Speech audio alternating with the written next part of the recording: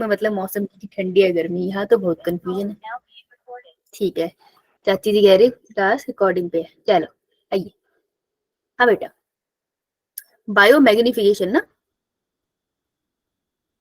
Yes ma'am. बेटा, bio मतलब living. Magnification मतलब मैग्नीफाई मतलब जूम इन। जूम इन है ना। और ये कह लो इंक्रीज, इंक्रीज वर्ड भी यूज कर सकते हैं हम किसी चीज के लिए ना। मैग्नीफाई कर दिया तुमने उसको, राइट। डबल कर देना किसी को, ऐसे कर दो, अमाउंट इंक्रीज, ठीक है। तो बायो मैग्निफिकेशन क्या है कि लिविंग ऑर्गेनिज्म के अंदर किसी चीज का अमाउंट बढ़ता चला जा रहा है towards each successive level, trophic level, ठीक है। ट्रॉफिक लेवल क्या होते हैं, हम इमेजिनरी पिरामिड जैसे हम इमेजिनरी डब्बे इमेजिन करते हैं ना, जिसमें हम लिविंग ऑर्गेनिज्म को on the basis of their habit डालते हैं। जैसे फॉर एग्जांपल यहाँ पे मैंने सारे प्लांट्स डाल दिए जो खाना बना रहे हैं, ठीक है। अगले डब्बे में मैंने वो सारे हेर्बीवोर डाल दिए जो इस प्लांट को खा रहे हो, तो ट्रॉफिक लेवल है। तो तुम ये एक सक्सेसिव ट्रॉफिक लेवल है, इसके बाद दूसरा ट्रॉफिक लेवल है, तो एक के बाद एक आ रहा है तो सक्सेसिव, जैसे सीढ़ियां होती है, एक सीढ़ी चढ़ी दूसरी सीढ़ी चढ़ी ना, तो तू सक्सेसिवली सीढ़ियां चलता जा रहा है। तो बायो मैग्निफिकेशन क्या है, बायो मैग्निफिकेशन है कि एक ट्रॉफिक लेवल से, जैसे ट्रॉफिक लेवल नंबर 1 से ट्रॉफिक लेवल 2 में जब कोई चीज जा रही है, लेट्स से ये जा रही है येलो वाली चीज, जब ये येलो वाली चीज जा रही है ना, तो एक ट्रॉफिक लेवल में इसमें इसका जितना भी अमाउंट था ना वो सेकंड ट्रॉफिक लेवल में बढ़ गया, इससे ऊपर जाएगी इसका अमाउंट और बढ़ जाएगा, ठीक है। तो जो भी चीज ऊपर की तरफ जा रही है ना हर ट्रॉफिक लेवल में, उसका अमाउंट हर ट्रॉफिक लेवल में बढ़ता चला जा रहा है, इसको हम कहते हैं बायो मैग्निफिकेशन। अब ये जो चीज है जो ऊपर जाती है और अमाउंट बढ़ता चला जा रहा है, दिस इज बेसिकली केमिकल्स है, जिसमें एग्जांपल ये है डीडीटी का, ठीक है, पेस्टिसाइड्स का एग्जांपल है। तो मतलब कि अगर मैं पानी में पेस्टिसाइड घोल दूं तो वो धीरे धीरे धीरे धीरे ऊपर के ट्रॉफिक लेवल पे चलता चला जाता है और इंक्रीज होता जा रहा है। ये बात समझ आई? Yes ma'am.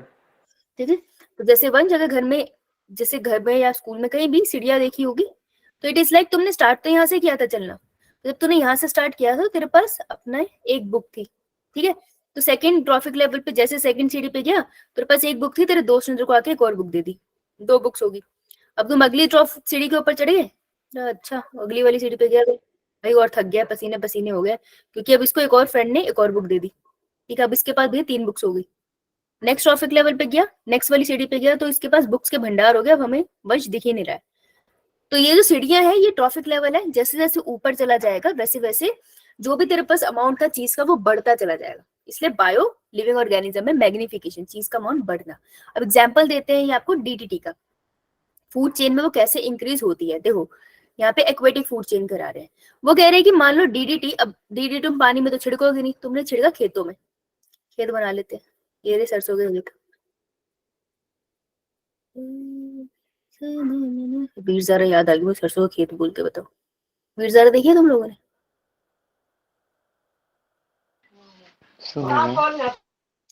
पढ़ते हो नहीं, पिक्चर भी नहीं देखते, सच्चा पिक्चर ही देख लेते। यहाँ पे डीडीटी छिड़क दी, ठीक है। DDT is a pesticide, paste को मारने के लिए डीडीटी छिड़क दी। डीडीटी ने जल्दी से सिस्टम से जाती नहीं है, मैं इसको इससे बनाती, तो डीडीटी इसने छिड़की और वो पिंक कलर से बनाएंगे हम, और वो तैर के, देखो जहां पर भी खेत है कहीं ना कहीं वाटर बॉडी होगी, और घूम फिर के वाटर बॉडी जाके किसी बड़ी वाटर बॉडी में खुलती है। तो मेन एक वाटर बॉडी है, लेट से यहाँ पर आके रिवर में आके ये खुल गई, सब कुछ एट द एंड जाके रिवर से ओशन में चले जाता है, तो वाटर बॉडी में अब डीडीटी चला गया। यहाँ पे डीडीटी का अमाउंट है 0.003 पार्ट्स पर बिलियन, ये बिलियन है, यहाँ पर मिलियन है, मैंने तब भी बोला था बिलियन से मिलियन का ट्रांजिशन हो रहा है, इसको ध्यान देना, जब नीट में क्वेश्चन आता है तो ये घुमा देते हैं, ठीक है। तो यहाँ पे थोड़ा सा अमाउंट है 0.003 है ना, इतना तो हमें पता है कि पॉइंट के बाद 0 लगाओगे ज्यादा ये छोटी रकम है, ये बड़ी रकम है, ये उससे ज्यादा बड़ी है, इतना पता है ना? यस बढ़िया, कोई बात नहीं, पता चल गया क्या हो गया, है ना। अब देखो पानी के अंदर अगर डीडीटी है तो उस पानी को कहीं ना कहीं कंज्यूम करते होंगे फाइटोप्लैंक्टन्स, इन्होंने दिखाए नहीं, फाइटोप्लैंक्टन्स को खाएंगे ज़ूप्लैंक्टन्स। तो देखो पानी के अंदर जो भी डीडीटी था, अब पानी के थ्रू डीडीटी एंटर कर गया फाइटोप्लैंक्टन्स में, एक फाइटोप्लैंक्टन में किया नहीं होगा, सब फाइटोप्लैंक्टन्स में एंटर कर गया, अब बढ़िया। फाइटोप्लैंक्टन्स को जो घूम रहे हैं डायटम्स, इनको खा लिया ज़ूप्लैंक्टन से। अब एक फाइटोप्लैंक्टन को तो खाया नहीं होगा ना, इसने ज्यादा को खाया होगा, राइट। हर फाइटोप्लैंक्टन के बाद थोड़ा थोड़ा डीडीटी है, लेकिन इसने बहुत सारों को खा लिया। अब एक ज़ूप्लैंक्टन के बाद बहुत सारा डीडीटी नहीं चला गया, देख रहे हो? तो हर फाइटोप्लैंक्टन्स के ज़ूप्लैंक्टन्स के पास ज्यादा ज्यादा डीडीटी बढ़ गया, तो सेकंड ट्रॉफिक लेवल पे डीडीटी का अमाउंट थोड़ा बढ़ा देते हैं। ये बात समझ आई मंच? Yes, Yes, ma'am. ma'am. ठीक है, यहाँ देखो 0.04 पार्ट्स पर मिलियन है, पार्ट्स पर मिलियन चलेगा। छोटी छोटी फिशेस को बड़ी फिश ने खाया, बड़ी फिश भी तो बहुत सारी छोटी फिशेस को खाएगी ना, अब इसमें और अमाउंट बढ़ गया। ठीक है, नेक्स्ट ट्रॉफिक लेवल पे जब लार्ज फिश, तो लार्ज फिश के अंदर 2 पार्ट्स पर मिलियन हो गए, क्योंकि लार्ज फिश ने बहुत सारी छोटी मछलियां खाई, तो इसमें और अमाउंट बढ़ गया। और सबसे ऊपर हम देखते हैं कि जो मछली है उसको फिश ईटिंग बर्ड ने खा लिया, तो 25 पार्ट्स पर मिलियन हो गया, तो यहाँ पे सबसे ज्यादा और डीडीटी का अमाउंट बढ़ गया। तो जैसे जैसे ट्रॉफिक लेवल में ऊपर गए डीडीटी का अमाउंट बढ़ता चला गया और हर चेन में चला गया। दिक्कत क्या है डीडीटी गया तो, अब ये बेचारा जो मच्छी खाने वाला हमारा पंछी है, ये जब एग देगा ना, उसके एग के जो शेल हो जाएंगे ना, शेल्स जो होते हैं कैल्शियम के बने, वो वीक हो जाएंगे, क्योंकि डीडीटी ना कैल्शियम फॉर्मेशन में प्रॉब्लम क्रिएट करता है। तो अगर उसके अंडे वीक बनेंगे तो अंडे फूट जाएंगे ना टाइम से पहले, अंडे फूट जाएंगे तो उसकी पॉपुलेशन डिक्लाइन आ जाएगा, तो नुकसान हो गया ना ऊपर के ट्रॉफिक लेवल पे। और अगर एक भी ट्रॉफिक लेवल डिस्टर्ब होता है तो सब डिस्टर्ब हो जाते हैं। तो बायोमैग्निफिकेशन क्या करती है, ट्रॉफिक लेवल को ऐसे डिस्टर्ब करती है। समझ आया? Yes, ma'am. तो ये आप किसी भी चीज किसी में भी पढ़ सकते हो, डीडीटी का भी दे देते हो और भी केमिकल गया, ये है बायोमैग्निफिकेशन। अब यूट्रोफिकेशन क्या होता है? यूट्रोफिकेशन होता है natural ageing of A lake. Lake का नेचुरली बूढ़ा होना इज यूट्रोफिकेशन। देखो कैसे, ये लेक बड़ा कहीं ना कहीं तो आसपास खेत वेत होंगे, तुम भी देख Yes, लो ma'am. तुम्हारे आसपास खेत होंगे, कहीं ना कहीं पे वाटर बॉडी होगी, क्योंकि खेत तभी लगेंगे जब वाटर बॉडी होगी आसपास। ठीक है, तूने यहाँ पे बढ़िया से न्यूट्रिएंट डाल दी। अगर तूने यहाँ पे कोई भी फर्टिलाइजर डाला है, फर्टिलाइजर्स ना रिच होते हैं किस चीजों में? N NPK. हाँ, नाइट्रोजन, फास्फोरस एंड पोटेशियम। ठीक है, तो nitrogen and phosphorus and potassium का मिक्सचर है, मैं यहाँ पिंक कलर से दिखा रही हूँ, वो फाइनली लेक में तो जाएगा। नेचुरल, देखो नेचुरल प्रोसेस है, जाना तो है ही है। बोलो बोलो, डाउट है? नहीं। लेक में गया बेटा, लेक में पहले नॉर्मल न्यूट्रिएंट थे, है ना, इसमें इसमें प्लांट भी है, एक्वेटिक प्लांट, इसमें मच्छियां वच्छियां भी है, ठीक है, सब बढ़िया चल रहा था। अब इसमें तुमने न्यूट्रिएंट का अमाउंट बढ़ा दिया, तो अगर न्यूट्रिएंट इंक्रीज हो गए, तो न्यूट्रिएंट इज फूड ना, तो इसको खाने के लिए कौन अपने आप आ जाएगा? माइक्रोब्स। हाँ, तो इसे खाने के लिए माइक्रोब्स आ जाएंगे अपने आप, आते हैं ना, जहाँ खाना होता है वहां वो सेटल हो जाते हैं। तुमने सुना है ना, स्पोर्ट्स घूम रहे होते हैं, जहाँ खाना मिलता है सेटल हो जाते हैं, होते हैं कि नहीं? Yo, है ना। अब देखो, अब क्या होगा, जब यहाँ पे माइक्रोब्स आते जाएंगे, खाना मिलता जाएगा, तो अपनी पॉपुलेशन बढ़ाएंगे, है ना। जैसे बैक्टीरिया हो गया, एल्गी हो गया, एल्गी अपनी पॉपुलेशन बढ़ा रहा है, पहले एल्गी इतनी थी, खाना खाता जा रहा है और बढ़ा रहा है, बूढ़ा है। टाइम आएगा ना जब तुमको चारों तरफ एल्गी दिखेगी। देखा, पानी साफ करना पड़ता है, किसी लेक में नहीं, अगर सफाई ना हो तो गंदा हो जाता है, हरी हरी जम जाती है एल्गी, और स्मेल Yes. भी आती है वहां से, है ना। तो देखो, लेक में बढ़िया पानी था, कितने सारे वहां पे फिशेस भी रहती थी, प्लांट्स भी रहती थी, लेकिन अब तुमको सिर्फ एल्गी मिल रही है, और एल्गी ने ब्लूम कर दिया, अपने आप को फैला लिया। अभी एल्गी क्या करेगी? पानी में से न्यूट्रिएंट भी लेगी, खाना पचाने के लिए उसको ऑक्सीजन चाहिए होगा, Yes, ma'am. Yo, तो इसने पानी से ऑक्सीजन भी ले लिया, न्यूट्रिएंट भी ले लिया, बाकी ऑर्गेनिज्म बच पाएंगे? No, no, ma'am. ma'am. No, no, है ना, no. मरते जाएंगे। तो थोड़े टाइम के बाद बेटा तू देखेगा कि जो लेक थी ना, ये होगी शैलो। शैलो का मतलब है कि पानी का स्तर जो है वो बिल्कुल कम हो गया, और अब यहाँ पे तुमको दिखने लगेगा कि ये ड्राई लैंड में चेंज हो रही है, चेंजिंग टू ड्राई। समहाउ तुमने ये कुछ सक्सेशन में भी पढ़ा होगा, वो बहुत लंबा प्रोसेस है, कंपैरेटिवली छोटा, हम छोटे लेवल पे पढ़ रहे हैं। ठीक है, तो जब ये अच्छी खासी लेक पूरी लैंड में चेंज हो जाए, तब हम उसको कहते हैं यूट्रोफिकेशन। ये नेचुरल प्रोसेस है, तब होगा अगर तुम उस लेक को बहुत टाइम तक अकेला छोड़ दो। अगर तुम उसमें इंटेंशनली ये सारे फर्टिलाइजर्स वगैरह जैसे पहुंचा रहे हो, तो ये प्रोसेस थोड़ा जल्दी हो जाएगा, तब हम उसको कहेंगे कल्चरल और एक्सेलरेटेड यूट्रोफिकेशन, जल्दी से नेचुरल एजिंग ऑफ लेक कराना। समझ आया? You know. क्लियर है भाई तेरे को वंश? अबे वही तो नहीं चला गया कहीं, इसके लिए पढ़ा रही थी मैं। वंश वंश वंश वंश, बेटा वंश, ये पिटेगा मुझसे भैया। एग्जिट हो गया क्या इसका? एक तो यार इंटरनेट प्रॉब्लम का बहुत इशू है हिमाचल में। वंश बोलेगा या नहीं? मैं बोल नहीं रहा। मैं तुमको समझ आया? Yo, ma'am. ठीक है, तो जब भी अपना मौन व्रत तोड़े ना, तो उसे पूछना इसको समझ आया या नहीं, नहीं आया तो बता दियो भैया, एनसीईआरटी एडिट करा दूंगी, ठीक है। चल। ये दो प्रोसेसेस थे एनवायरमेंटल इश्यूज में पढ़ते हैं हम लोग। आइए जी, हम क्वेश्चन पेपर डिस्कशन कर रहे हैं। कल से अपन एनिमल किंगडम पढ़ेंगे। होमवर्क तुम्हारे यही है, एनिमल किंगडम की स्टार्टिंग में जो जनरल फीचर्स हैं उसको बस रीड करके आना, पढ़ के नहीं आना, याद नहीं करके आना, एग्जाम्पल रीड करके आना, याद हम साथ साथ में करेंगे, ठीक है। Yo ma'am. चलो हाँ जी, फंजाई यार ऑलवेज हमेशा क्या होते हैं? हेटेरोट्रॉफिक। हेटेरोट्रॉफिक का मतलब क्या होता है? Do not synthesise food, do not produce their own food. अपना खाना खुद नहीं बना सकते। सेप्रोफिटिक क्या होता है? ये भी हेटेरोट्रॉफिक होते हैं, अपना खाना खुद नहीं बनाते। Saprophytic is a mode of nutrition, कि वो बाहर केमिकल रिलीज करके उससे खाना कंज्यूम कर रहे हैं, बाहर पचा के खा रहे हैं। पैरासिटिक एक होस्ट के ऊपर जाकर लग रहे हैं और उससे खाना खींच रहे हैं। तो सेप्रोफिटिक और पैरासिटिक एक तरह का मोड ऑफ न्यूट्रिशन है, ठीक है। और हेटेरोट्रॉफिक उनकी नेचर है। तो ये क्वेश्चन पूछा था कि फंजाई हमेशा हेटेरोट्रॉफिक होते हैं, ठीक है। सेप्रोफिटिक और पैरासिटिक मत लिख देना, वो ये दोनों भी होते हैं, लेकिन क्वेश्चन पूछ रहा था कि वो किस तरीके के, खाना खुद बनाते हैं नहीं बनाते हैं। एक बड़ी टर्म है, इसलिए डी आंसर होगा। Yeast are divided under the class. अब यीस्ट किसी क्लास में डिवाइडेड है, तुम्हें को पता है यीस्ट फंजाई में आता है। फंजाई की कितनी क्लासेस पढ़ी अपन ने? 4 बेटा नाम बता। Phycomycetes, ascomycetes, basidiomycetes and deuteromycetes. Phycomycete, ascomycete, revise कर गया है? ये मैम। बेसिडियोमाइसीट्स, ड्यूटेरोमाइसीट्स, शाबाश। मारे बजारे यीस्ट किस में आते हैं? एस्कोमाइसीट्स। Unicellular, multicellular? यूनिसेलुलर। वैसे यीस्ट कैसे होते हैं? यूनिसेलुलर, कैसे मल्टीसेलुलर? मतलब? सॉरी, फंगाई कैसे होते हैं? Unicellular, multicellular? multicellular. Good. So they belong to Ascomycete. Answer would be C. C. Good. After karyogamy, karyogamy मतलब Division. Fusion of nucleus. Nucleus. Fusion. fusion of nuclei. Nuclei is the right word. दो nucleus की fusion है ना. Good. Fusion of nuclei हुई, followed by meiosis, मतलब पहले karyogamy हुई, उसके बाद मियोसिस हुई। फॉलोड बाय मियोसिस, उसको किसने फॉलो किया? मियोसिस ने फॉलो किया। स्पोर्स बन गए एक्सोजीनियसली। एक्सो मतलब बाहर। हाँ, तो बाहर स्पोर्स किस में बनते थे? कौन से वाले स्पोर्स होते हैं जो बाहर की तरह बनते हैं? बेसिस। Basidiospores. बेसिडियोस्पोर्स, शाबाश, very good, very good, good try, very good. Basidiospore, B से याद करा था हमने, बाहर, राइट। अभी तो एग्जांपल पूछ रहे है ना। बेसिडियोस्पोर्स बेसिडियोमाइसीट्स में बनते होंगे। एग्जांपल बताओ बेसिडियोमाइसीट्स का।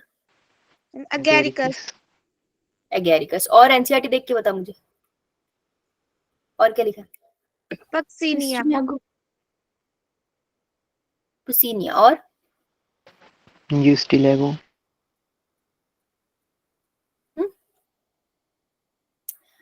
ये तीनों एग्जांपल है। इन तीनों एग्जांपल को अंडरलाइन कर लो, अगली बार जब पढ़ोगे तो तुमको याद रहेगा ऐसे क्वेश्चन आया था। Answer would be A. Very good. Viruses do not find any position in the 5 kingdom classification. देखो ध्यान से सुनना, सवाल क्या है और जवाब क्या है। मैं बोल रही हूँ कि प्रीति 12th ग्रेड, मैं पूछ रही हूँ प्रीति तुम कौन सी क्लास में पढ़ रही हो? आंसर क्या होगा? Ma'am 12th। प्रीति ने बोला 12th। अच्छा, अब प्रीति इसके साथ बोले कि मेरी क्लास टीचर का नाम क्या है प्रीति? साक्षी मैम। सच में? तुम्हारी जिंदगी में 2 साक्षी हैं? ओके बेटा। मैम वैसे स्कूल में और सारा। अरे मैं स्कूल की ही बात कर रही थी। कौन है स्कूल में teacher? Ma'am Suresh Kumar sir. Suresh Kumar sir. और तुम्हारी क्लास में कितने सब्जेक्ट्स पढ़ाए जाते हैं? 5। 5। तो ये सारी इंफॉर्मेशन सही है प्रीति के बारे में, यस या नो? Yes, ma'am. सारी इंफॉर्मेशन सही है, लेकिन मैं सवाल क्या पूछा था सबसे पहला? कौन सी क्लास में पढ़? Class. हाँ, तो आंसर वुड बी मैं 12th ग्रेड में पढ़ती हूँ ना, तो करेक्ट आंसर ये है, ऑल्दो सारी स्टेटमेंट सही है। इस क्वेश्चन में भी वही है, virus do not find any position in 5 kingdom classification. Virus को तुमने मोनिरा, प्रोटिस्टा, फंजाई, प्लांटी एनिमलिया किसी में नहीं रखा, या 5 किंगडम क्लासिफिकेशन में इसको कोई किंगडम में नहीं दिया, क्यों? वो ये रीजन पूछ रहा है। So there is only one reason कि वायरस एक सेल नहीं होते, और जितनी क्लासिफिकेशन है सब क्लासिफिकेशन में एक चीज होनी चाहिए कि एटलीस्ट एक सेल तो होना चाहिए ना ऑर्गेनिज्म में। एनीथिंग लेस देन ए सेल उसको हम जिंदा ही नहीं मानते हैं, राइट? तो क्यों वायरस को नहीं रखा गया? क्योंकि वो नॉन सेलुलर स्ट्रक्चर था। So answer would be D. B. वो बेशक ये स्टेटमेंट सही है, इन्फेक्शियस उसकी नेचर होती है, ऑब्लिगेट पैरासाइट होता है, न्यूक्लिक एसिड भी होता है उसमें, प्रोटीन भी होते हैं, मल्टीप्लिकेशन इनसाइड होस्ट करता है। स्टेटमेंट सारी सही है, लेकिन क्वेश्चन क्या पूछ रहा था? वो तुमसे इसका रीजन बोल रहा था। ये क्वेश्चन था और उसका रीजन ये था, भाई इसलिए नहीं रखा। समझ आई बात? इसलिए आंसर डी है, सारे नहीं है। क्लियर? योयो मैम। ये क्वेश्चन भाई है, किसी किसी का दिमाग तो कंफ्यूज होगा, ये तो सारे आंसर सही है, ये क्या हो गया? आवाज आ रही है पीछे? यो मैम। बाबली हुए कुत्ते आपस में है। तुम्हारे वहाँ छठ पूजा मनाते हैं? No ma'am. Yes. हमारे यहाँ पे 3 बजे से गाने चल रहे हैं यार, 3 बजे से सारे भोजपुरी चले, 3 बजे से सुबह के। मतलब ऐसा गाना लग जाता है जिसमें हम भी नाच लेते सुबह सुबह, लेकिन भैया भोजपुरी लगे, समझ ही ना आए लगा क्या है। 3 बजे। तो चल, हैप्पी छठ। मुझे तो अच्छी बात है, वैसे मजेदार था, लेकिन सुबह 3 बजे बचा के कमाल कर दिया। Anyways, virus are agent of infectious disease. Viroids, मेरे को बताओ, वायरॉइड्स में प्रोटीन कोट होता है? No ma'am. No ma'am. Protein coat absent. Virus से बड़े होते हैं साइज में, छोटू? मैम छोटू। जो जेनेटिक मटेरियल क्या होता है इनमें? RNA। आर कौन सी डिजीज कॉज करते हैं? हमने एक ही पढ़ी है, करते बहुत सारे। पोटैटो में ट्यूबर। Potato spin. स्पिंडल कर दिया था उसको, स्पिंडल शेप का कर दिया था। किसने डिस्कवर किया था? डाइनिंग टेबल पे बैठ के खा रहे थे वो खाना, ऐसे याद किया था? डाइनर। योडाइनर। ईओडाइन, है ना? यही फीचर थे इसके। कौन से पेज नंबर पे लिखा है इसके बारे में? 27। 27। ठीक है, पूरी लाइन अंडरलाइन मत करना, इतना सा पैराग्राफ है वो काला मत कर देना, राइट? स्टिक मार दो छोटू सा साइड में। तो virus are agents of infectious diseases which are the following statement not correct. तुमको गलत ढूंढनी है। Virus usually do not possess a protein coat, ये सही बात है? Yes yo ma'am. Ma'am. Virus are smaller than virus, सही है? Yes ma'am. Yo virus comprises infectious molecule RNA, सही है? यस मैम। देखो एक चीज याद रखना, वायराइड हो वायरस हो, वायरस में हमेशा, या वायराइड कह लो, सिर्फ जेनेटिक मटेरियल इज इन्फेक्शियस।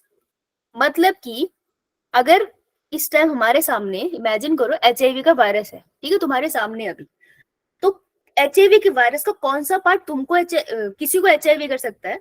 तो कौन सा पार्ट कर सकता है? उसके अंदर का जेनेटिक मटेरियल, ना उसका कैप्सिड कर सकता है, ना उसका एनवेलप कर सकता है, ठीक है, ना उसका कोई एंजाइम कर सकते हैं।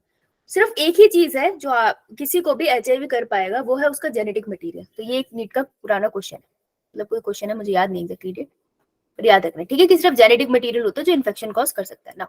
वायरस इन्फेक्शियस मॉलिक्यूल जो इन्फेक्शन कॉज कर रहा है वो RNA. Virus need help viruses to infect हो, उसको किसी और की मदद की जरूरत होती है इन्फेक्शन करने के लिए? अकेले काफी है? मैम अकेला ही काफी है। अकेला ही काफी है, राइट? तो किसी की जरूरत नहीं होती। नेगेटिव, ये तो गलत स्टेटमेंट, हमें ढूंढना क्या था? इनकरेक्ट। इनकरेक्ट, और इनकरेक्ट हमारे पास हो गया, answer would be D. Right? तो एक बार चेक कर लिया करो कि करेक्ट ढूंढना इनकरेक्ट ढूंढना, बस इतना चेक कर लिया करो, फिर आंसर आपकी गलत नहीं होगी, राइट? चले आगे। यो मैम। ठीक है, read the given statement and describe infectious particle. देखो आजकल ये क्वेश्चन बहुत आ रहे हैं, ट्रेंड में चल रहा है, ट्रेंड में चलते हैं ना कपड़े, या कोई खाने की डिश है, या कोई सब्जी। कभी कभार ऐसा होता है पूरे इंडिया में तुम्हें दिखेगा सब मेडिकल की तैयारी कर रहे हैं, सडनली दिखेगा सब इंजीनियरिंग की तैयारी कर रहे हैं। ऐसा आता है, फेज आता है। तो मैं छोटी थी, स्कूल मतलब बहुत ही छोटी थी, मुझे जहाँ तक याद है, मैं मुश्किल से शायद फर्स्ट सेकंड में जाती होगी, तब हमारे एरिया में इंजीनियरिंग का क्रेज चला था। मुझे याद है हर घर में इंजीनियर्स थे उस टाइम पे। तो ऐसे ही समझ लो कि अब ये नया ट्रेंड चला है क्वेश्चंस का, कि आपको फीचर बताते हैं फिर पूछते हैं पहचान कौन, समझ रहे हो? तो फीचर बता के पूछेंगे, बताओ भाई ये कौन है। So it is a free RNA particle that lack of protein code. ये कह रही है सर्टेन फीचर है किसी के, तो तुम समझो ये सारे फीचर सही है, तुमको पहचानना है ये बात किसी कर रहा है। तो ये कोई फ्री आरएनए पार्टिकल है जिसके पास कोई प्रोटीन कोड नहीं होता। ये स्मॉल सेल्फ रेप्लिकेटिंग पार्टिकल है, खुद रेप्लिकेट करता है, मोटा सा होता है। डाइनर ने इसको डिस्कवर किया था। पोटैटो स्पिंडल ट्यूबर डिजीज करता है। इसके आरएनए का मॉलिक्यूलर वेट बहुत हल्का होता है। तो कौन सा है ये? वायरोइड। हमने अभी तो पढ़ा ऊपर, है ना। तो देखो एक टॉपिक से, एक छोटे से पैराग्राफ से 2 क्वेश्चन निकले यार, राइट। पढ़ना तो चाहिए भाई, ठीक है।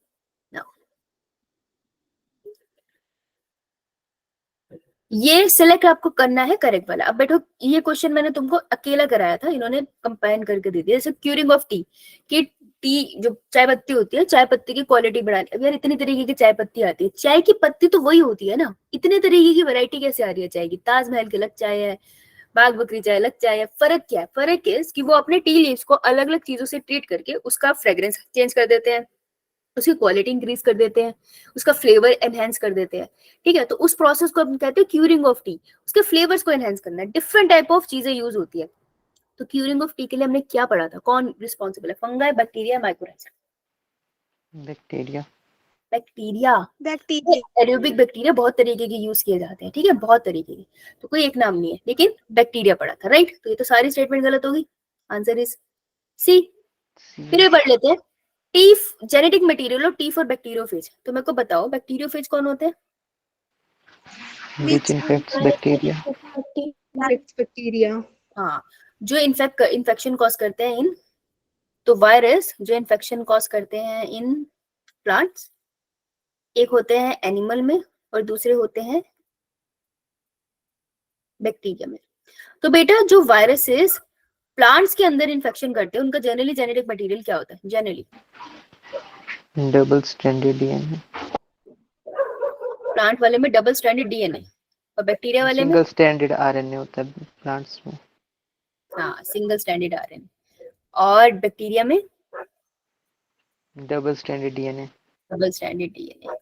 और एनिमल सेल को इन्फेक्ट करने वाले में दोनों। Double stranded DNA, single stranded RNA, double stranded RNA, ठीक है जी। एनिमल सेल में तो सारे वाले थे।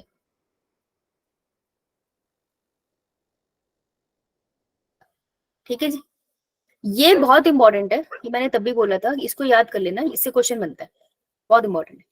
तो bacteriophage is what? Double stranded DNA. Double stranded DNA, देखो डबल स्ट्रैंडेड डीएनए है। Site of bacterial respiration, bacteria respire किसके थ्रू करता है? In special structure called Gram positive negative bacteria आते रहेंगे। तो ग्राम पॉजिटिव बैक्टीरिया है जो म्यूकोपेप्टाइड की परसेंटेज हाई होती है, सेल वॉल इनकी थिक होती है, जो पॉजिटिव होते हैं उनकी थिक होती है, नेगेटिव वालों की थिन होती है, इसलिए स्टेन ले लेते हैं। तो answer would be C. Good, next आते हैं। Read the following statement and select the correct option. सही ढूंढना है। तो bacterial endospore can easily tolerate a temperature up to plus minus 100 degree. ज्यादा कर दो नॉर्मल, जैसे मान लो हम कह रहे हैं जर्नल टेम्परेचर, रूम टेम्परेचर है 37 डिग्री सेल्सियस, तो बैक्टीरिया 37 डिग्री सेल्सियस पे मस्त रहता है। लेकिन उसका जो एंडोस्पोर है, मैं एग्जांपल दे रही हूँ, उसका जो एंडोस्पोर है वो 100 डिग्री सेल्सियस ऊपर कर लो या 100 डिग्री सेल्सियस नीचे कर लो, ठंड कर दो या अति गर्मी कर दो, वो एंडोस्पोर सर्वाइव कर सकता है। ये सही है? एंडोस्पोर क्यों बनता है बेटा? नॉर्मल कंडीशन में बढ़ता है, बैक्टीरिया रिप्रोडक्शन के लिए एंडोस्पोर बनाता है? नहीं। देखो बैक्टीरिया प्रेफर क्या करता है? फटाफट रेप्लिकेट करना ना, तो ही प्रेफर बाइनरी फिजन। बैक्टीरिया कहते हैं फटाफट मैंने रेप्लिकेट हो जाना, तो बाइनरी फिजन, लेकिन अंडर अनफेवरेबल कंडीशन। तो अनफेवरेबल कंडीशन में इट फॉर्म्स एंडोस्पोर। अगर अनफेवरेबल कंडीशन है तो उसका मतलब ही यही है ना कि नॉर्मल टेम्परेचर से या तो ज्यादा होगा या कम होगा, यही होगा ना, तभी एंडोस्पोर बनाएगा। तो एंडोस्पोर सर्वाइव कर जाते हैं, जर्मिनेट नहीं करते लेकिन सर्वाइव कर लेते हैं। तो स्टेटमेंट सही है, समझ आया? Yes ma'am. Second statement, endospore have thick wall. Endospore की जो वॉल होती है वो थिक होती है, उनमें पानी का कंटेंट कम होता है और एंटीकोएगुलेंट केमिकल्स होते हैं। देखो एंडोस्पोर की वॉल को थिक होना पड़ेगा तभी तो सर्वाइव कर पाएंगे, इतनी ठंडी इतनी गर्मी। उनमें वाटर का कंटेंट कम होगा, क्योंकि ये सेल मेटाबॉलिकली एक्टिव होते हैं लेकिन कोई फंक्शन परफॉर्म कर नहीं रहे होते हैं, ठीक है। तो पानी का ना इसको ये कम रखते हैं, अगर पानी ज्यादा हो जाए तो ये जर्मिनेट कर जाएंगे, तो हमेशा वाटर कंटेंट लो होता है। और एंटीकोएगुलेंट होते हैं इसमें, ताकि केमिकल रिएक्शन, मतलब हर एक चीज अपनी जगह पे रहे, कुछ रिएक्ट करके कोएगुलेशन ना हो जाए प्रोटीन्स की, ठीक है जी। तो ये स्टेटमेंट भी सही है। अब मुझे इनमें रिलेशनशिप देखना है तो बिकॉज लगाओ। तो ये कह रहे हैं एंडोस्पोर जो होते हैं वो अत्यंत गर्मी या ठंडी में सर्वाइव कर जाते हैं, क्योंकि उनकी थिक सेल वॉल है, वाटर कंटेंट कम है और एंटीकोएगुलेंट केमिकल्स है। ये सेंस बन रहा है रिलेशनशिप का। यो यो मैम। मैम। अब नीचे ध्यान से पढ़ना, कौन सी स्टेटमेंट ऊपर नीचे कर देते हैं। Statement A and B correct, statement B is the correct explanation if answer would be A. Good. Now Harish,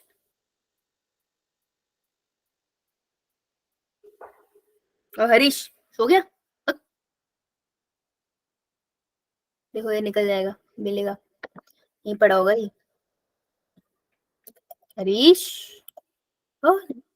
यार ये क्वेश्चन तो मैंने इसी के लिए रखा था, इसने तो दिमाग खाया था, कितने दिनों बाद याद हुआ था इसको, याद है? चलो कोई बात नहीं।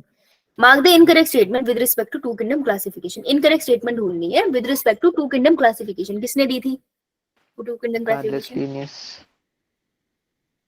कार्लस लीनियस ने दी थी, सही बात।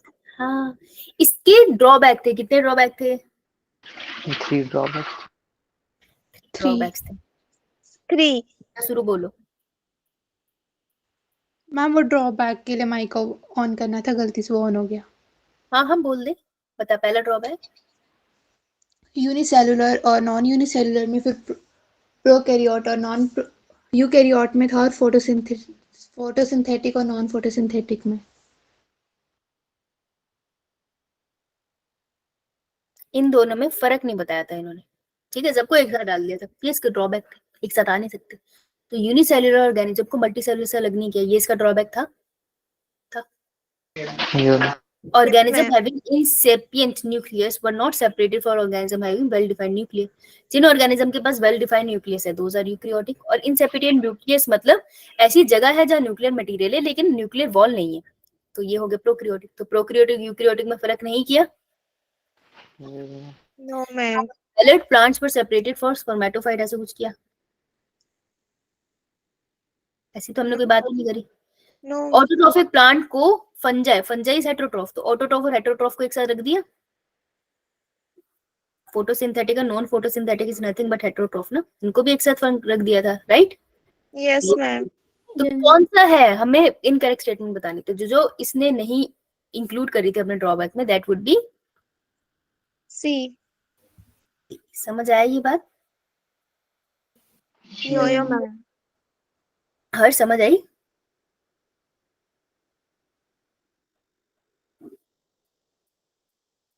हर समझ आई? शक है मुझे भाई। स्टेटमेंट बी समझ आई है? तुम लोगों को समझ आई है? Yo ma'am. Now cell wall is absent. बेटा किसमें सेल वॉल एब्सेंट होती है? Mycoplasm. Mycoplasma. Page number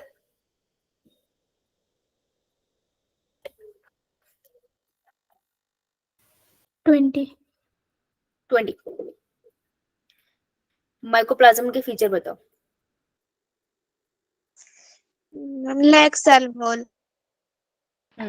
smallest cell wall absent.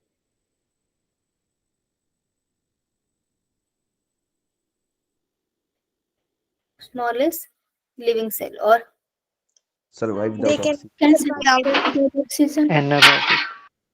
Anaerobic, survive without oxygen. और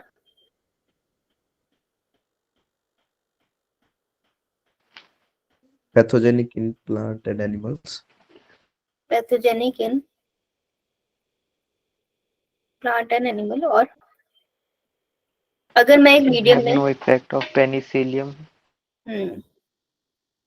पेनिसिलिन रेजिस्टेंट, अगर मैं कटोरी ले लूं, उस कटोरी में डाल दूं पेनिसिलिन और माइकोप्लाज्म को डाल दूं, तो बैक्टीरिया की कैटेगरी में आता है लेकिन सरवाइव कर जाएगा। क्यों? क्योंकि भाई के पास सेल वॉल नहीं है। पेनिसिलिन आके अटैच कहाँ होगा? सेल वॉल के रिसेप्टर पे तो लगता है, सेल वॉल ही नहीं है, राइट? तो ये इसके यूनिक फीचर्स है। क्लियर? याद आया थोड़ा थोड़ा? Yo ma'am. Viruses that infect bacteria multiply and cause their lysis. ऐसे वायरस जो बैक्टीरिया के अंदर गए और सेल को फाड़ दिया, बैक्टीरिया के सेल को, अपना नंबर इंक्रीज करेगा वायरस और फिर बैक्टीरिया के सेल को फाड़ देंगे।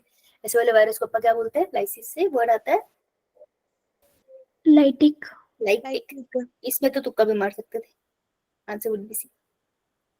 Organism which are indicator of SO2 pollution. Environment में, एयर में अगर SO2 पॉल्यूशन होगी, ये नहीं ग्रो करेंगे। कौन? लाइक यस, पॉल्यूशन इंडिकेटर्स होते हैं, है ना? तो इसको ये भी लिख लो, ये लाइन आती है, लाइकन्स आर पॉल्यूशन इंडिकेटर। कौन से pollution? Wind, water, air? Air pollution. Air pollution. Air pollution. What is the difference between wind and air?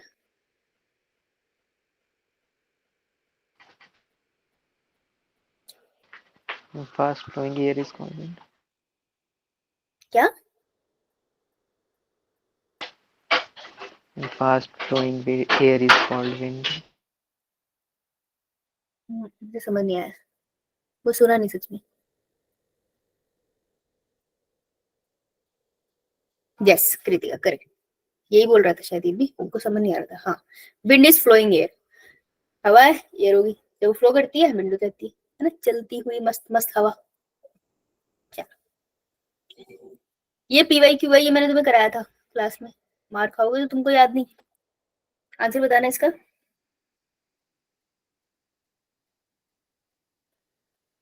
Chat में अपना अपना आंसर। 90 डी। सही बोल रहा है बच्चा। चलो बढ़िया बेटा। होमोलोगस ऑर्गन और एनालोगस ऑर्गन क्या होता है? होमोलोगस स्ट्रक्चर और एनालोगस स्ट्रक्चर क्या होता है? थोड़ी देर के लिए होमोलोगस और एनालोगस तुक्का मान लो, मैं तुमसे कह रही हूँ, कुछ नहीं रिवाइज किया तो कुछ तो याद होगा। एवोल्यूशन। मुझे एक एक करके खड़ा करके। हाँ बेटा बोलो। Ma'am homologous same structure but different functions और analogous same function but different structures.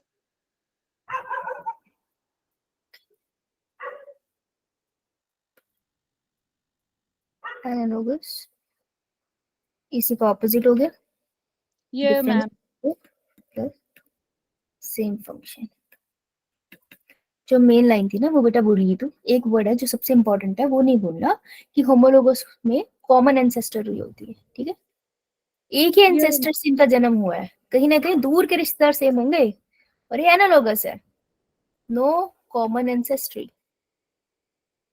जैसे कि तुम सारे कजन्स, मेरे दूर का कजन है ना, तो बहुत दूर का कजन उठा के देख लेना, कुछ ना कुछ जरूर मिलता होगा। हरकतें देख लो, या बॉडी का कोई, जैसे किसी के बाल, तुम्हारे बाल बिल्कुल सेम लगते हैं, या कोई फीचर सेम आ जाएगा। क्यों? दूर का रिश्तेदार है ना कभी तो सेम रिश्तेदारी से आ रहे हैं ना वो। कभी बहुत पर दादाजी या पर दादी जी या नाना जी या नानी जी सेम होंगे, समझ आई? तो बहुत दूर के रिश्तेदार कैसे एक दूसरे से मिल रहे हैं? बिकॉज हमारी कॉमन एंसेस्ट्री है। रिश्तेदारी यही होती है ना, कॉमन एंसेस्ट्री आ गई हमारी, है ना? एक ब्लड लाइन की बात कर रहे हैं जब, राइट? तो होमोलोगस का मतलब होता है सेम एंसेस्टर होने, राइट? देखो, आर्किबैक्टीरिया वो होते हैं, यानी कि प्रोकैरियोटिक सेल। तो अगर ये प्रोकैरियोटिक सेल है तो इसका जेनेटिक मटेरियल जहां पड़ा होगा खुला होगा। जेनेटिक मटेरियल जिस रीजन में पड़ा होगा उस रीजन को अपन बुलाएंगे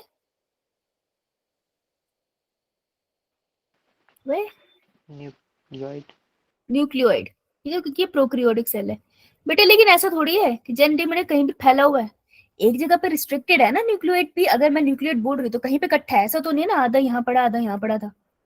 एक ही जगह पे इकट्ठा, तो एक ही जगह पे रोकने के लिए उसे बांधना पड़ेगा ना। अगर तू अपने बाल खुले छोड़ दोगी लड़कियां, तो बाल तो इधर उधर उड़ेंगे, तो तुम उसको रबर बैंड से बांधोगी ना।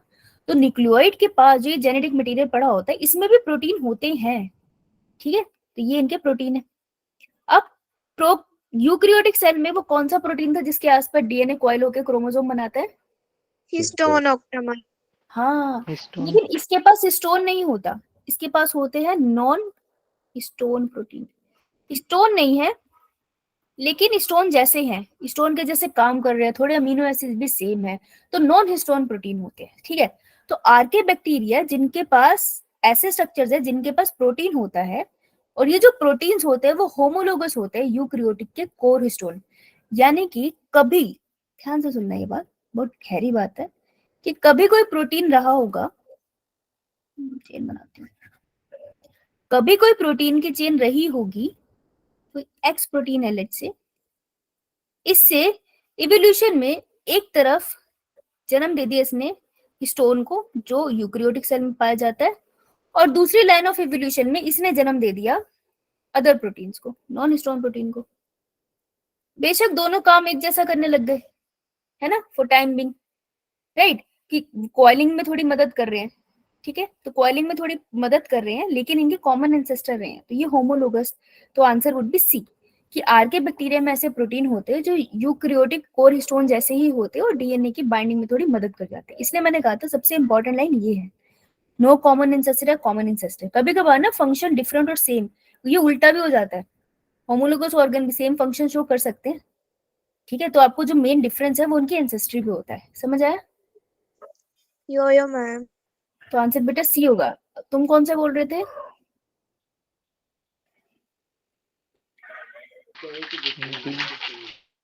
ये डी गलत हो गया, सी होगा इसका आंसर। समझ आया? Yes ma'am. ओके बेटा, एक second, just give me a minute.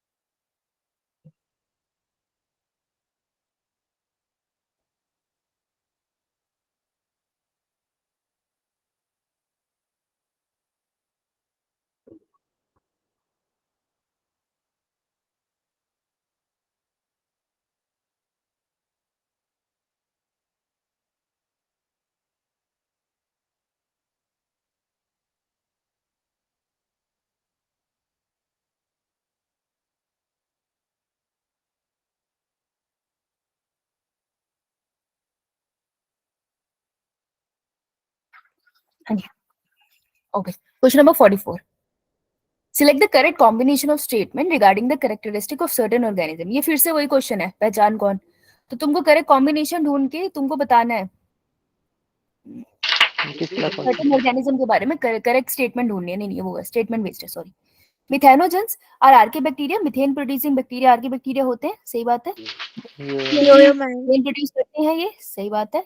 Marshy area वही पेड़ है लेकिन यहाँ पे थोड़ा थोड़ा पानी, खड़ा पानी रहता है, वो मार्शी एरिया होते हैं, है? ये सही है स्टेटमेंट।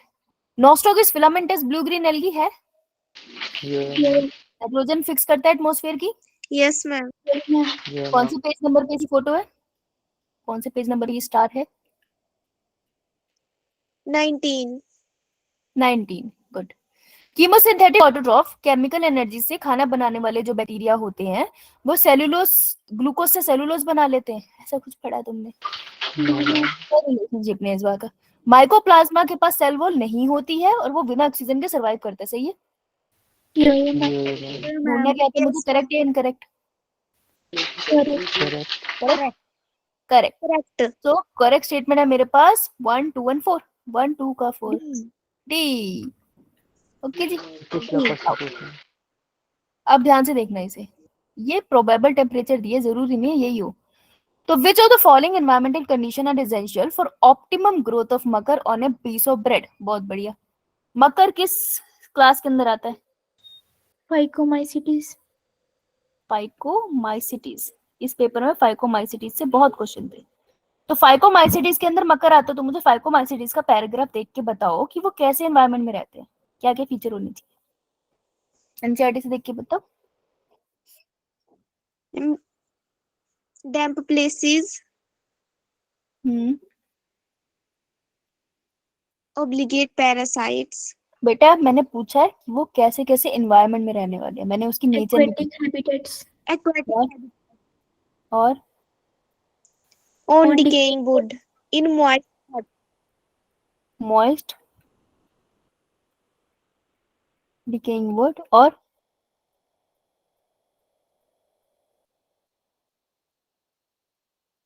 ह्यूमिड लिखा है? no ma'am, नहीं श्योर? मैम नहीं लिखा है। अच्छा लिख लो फिर, ह्यूमिड में रहते हैं। Yes ma'am. डैम्प प्लेसेस मतलब थोड़े गीले प्लेसेस होने चाहिए, थोड़ा मॉइस्चर होना चाहिए, एक्वेटिक हैबिटेट के पास रहेंगे, डिकेइंग वुड पे, सड़ती हुई वुड पे लग जाएंगे, ह्यूमिड एनवायरनमेंट में रहते हैं। ठीक है। विच of the following environmental condition essential है मकर की ग्रोथ के लिए? हाई टेम्परेचर होने, देखो दो टेम्परेचर दी, कंपैरेटिव पूछना है। अब मुझे बताओ हाई टेम्परेचर में तुम्हें ज्यादा मिलेगा या लो में? लो। देखो कैसे पता चला, ह्यूमिड में रहते हैं ना, ह्यूमिडिटी का मतलब होता है कि आसपास की जो एयर है ना उसमें पानी है, तो तुमको इस टाइम पे ऐसा लगेगा मुंह चिपचिप होने लग जाता है। ह्यूमिड एनवायरनमेंट में ऐसा था, मुंह चिपचिप होता है क्योंकि आसपास पानी है ना हवा में, तो चिपचिपापन होने लग जाएगा बॉडी पे, तो आपको दिखता है ह्यूमिड टेम्परेचर भी आता है, बहुत डिस्टर्बिंग सा होता है। ह्यूमिड टेम्परेचर में हमेशा पसीने से आते हैं, गर्मी लगती है, तो ह्यूमिड जहाँ पे भी होगा ना वहाँ पे टेम्परेचर थोड़ा थोड़ा सा हाई होगा। देखो 25 डिग्री सेल्सियस कोई बहुत हाई टेम्परेचर तो नहीं है ना, लेकिन 5 डिग्री सेल्सियस के कंपेरिजन में तो हाई है ना।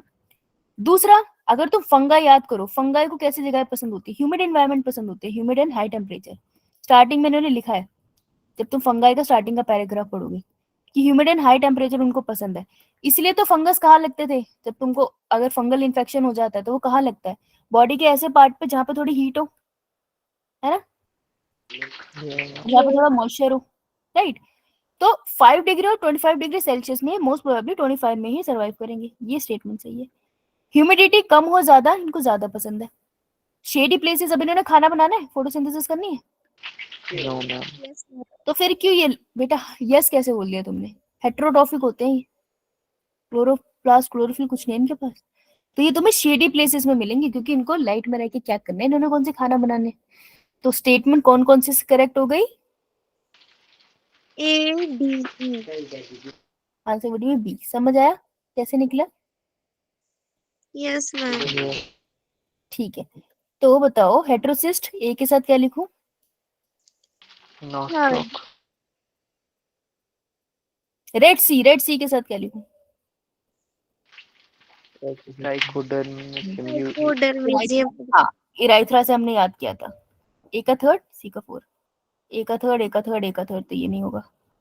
सी का टू, सी का फोर्थ, सी का वन, सी का two, answer would be B. B option. ये तो सिंपल था। B। देखो ये वाला क्वेश्चन है ट्रिकी। अब हम बैक्टीरिया तो बहुत सारे पढ़ते हैं, है ना, अब हर बैक्टीरिया को हम ऐसे तो नहीं याद रख पाएंगे कि ये ऑटोट्रॉफिक है, हेट्रोट्रॉफ सॉरी, ये एरोबिक है, एनारोबिक है, कीमोसिंथेटिक है। तो देखो जो बैक्टीरिया मैं सजेस्ट करूंगी for NEET point of view, तुम्हें याद रखने चाहिए। एक तो नाइट्रोजन फिक्सेशन में कौन से बैक्टीरिया उनकी क्या नेचर है, सीवेज ट्रीटमेंट में किस नेचर के बैक्टीरिया होते हैं, पहले एरोबिक होते हैं फिर एनारोबिक होते हैं, मतलब वो कौन सा बायोगैस प्लांट,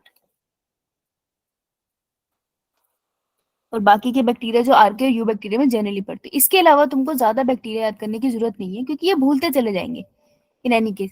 फिर भी याद करना है तो मैं तुमको एक चार्ट भेज दूंगी, चार्ट से कर लेना याद, अगर आपको मन है याद करने का। तो मैं सजेस्ट करूंगी इस पे फोकस करो कि मोस्ट प्रोबेबली इससे क्वेश्चन आएगा, और अगर एक क्वेश्चन आ भी गया ये जैसे आया हुआ है 47, तो छोड़ सकते हो ना एक क्वेश्चन, तो उसके पीछे इतनी सारी इन्फॉर्मेशन क्यों भोग गए, है ना।